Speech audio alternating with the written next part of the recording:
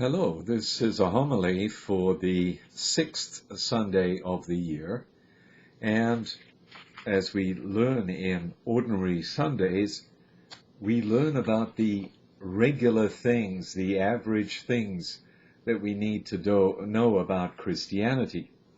And the first line gives it away completely. Reading from Sirach now, Sirach 15, if you choose, you can keep the commandments. They will save you. Now that's a stunning statement to make. It's true, and it was true when Sirach said it, but it's as true today, and the truth is that quite often we sin because we want to. It's as crude as that. And the issue is, do we really love God enough to follow his ways? The psalm is going to pick that up shortly. But just staying with Sirach here, if you trust in God, you too will live. Teresa of Avila had a beautiful saying, God is sufficient. In other words, if I'm looking somewhere else for joy, peace, or happiness, if I'm looking somewhere else for power, wealth, control, I've got it all wrong about being Catholic. The basic principle is God is enough. And that should be the wake-up call to us to measure whatever we do, whatever we think, whatever we say, to already, and I've emphasized those because of what comes in the gospel, but we should already be aware, wait a minute, I'm choosing this instead of God? And it could be as crude as watching a particular video. It could be as serious as lying about other people. We hear a lot of that in our culture now, that calumny and detraction are just very normal ways of communicating. And they're not. They are dishonest and they are immoral. And so when we look at somebody like Sirach, we can't say, oh, well, that was for another time. No, in fact, it sticks. Once he said it, it sticks all the way through history, a couple of thousand years up to our own day. The eyes of the Lord are on those who fear him. He understands man's every deed. He understands. He can read why we are choosing what we are choosing. And there is where the problem is for us. Because we can't fool God. We cannot give a reason that would justify us sinning. And we will try that. We know, if we know our hearts well enough, we will try that. In the psalm, blessed are they who follow the law of the Lord. Basically, as Sirach said, we can follow the law of the Lord. We have to maybe retrain ourselves, get out of the habits of ignoring the law of the Lord, but we can in fact follow his law. You have commanded, the psalmist says, that your precepts be diligently kept. And there is again the same principle as Sirach, but just expressed in different words. Now, if we do these things, if we follow the way of the Lord, then we are blessed with all that that means in terms of the history of the Judeo-Christian religion. Being blessed means being in union with God. Be good to your servant that I may live and keep your words. There's a whole relationship here, but the relationship depends on us accepting, why am I doing what I'm doing?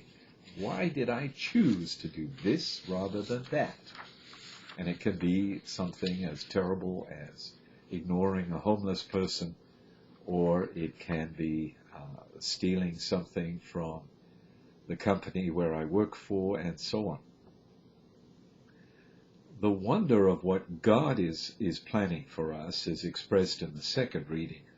What eye has not seen and ear has not heard, and what has not entered the human heart, what God has prepared for those who love him. God is working this whole salvation out for us, literally whether we like it or not, because he knows what's best for us. And it could be that we can't imagine it. It could be that we don't even allow what God's salvation is to enter into our hearts.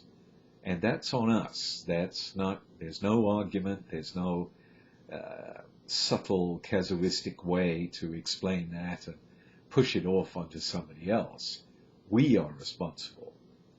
Lastly then, in the Gospel, you have Matthew 5.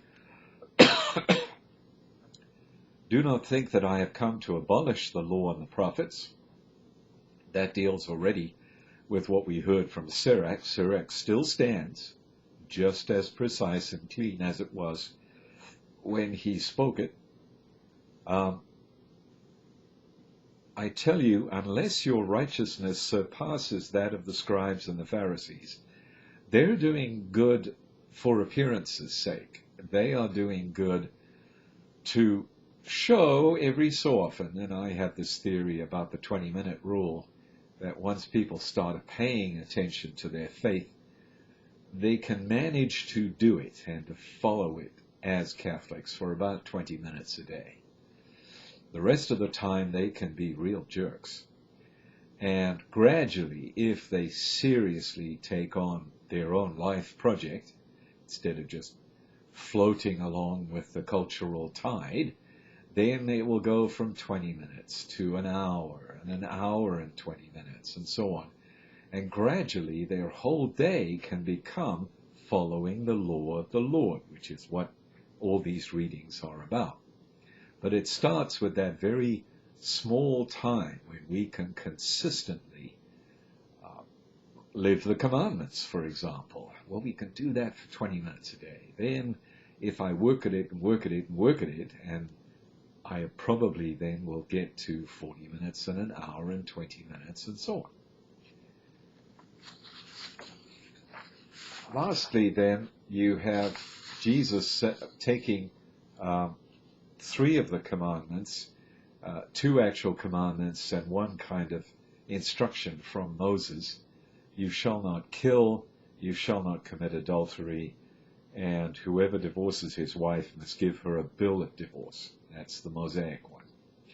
Now, he says, if you look at these commandments, this is Jesus telling us something now. If you look at these commandments, you must not think that shalt not kill means only don't actually physically kill someone.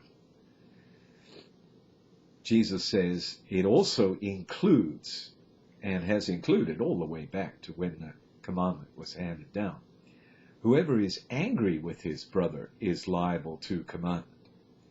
Whoever commits adultery just by lusting after someone is committing adultery in his heart. And whoever divorces his wife must give her a bill of divorce. Whoever divorces his wife causes her to commit adultery, because you're getting the whole relationship between man and woman wrong.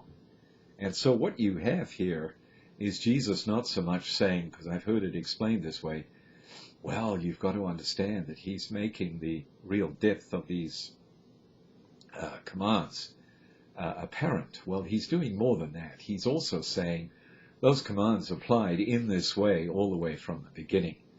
We're just realizing now, because Christ is telling us, oh, there's a whole new depth to it that I should have seen, but I didn't see. And that's the challenge for us.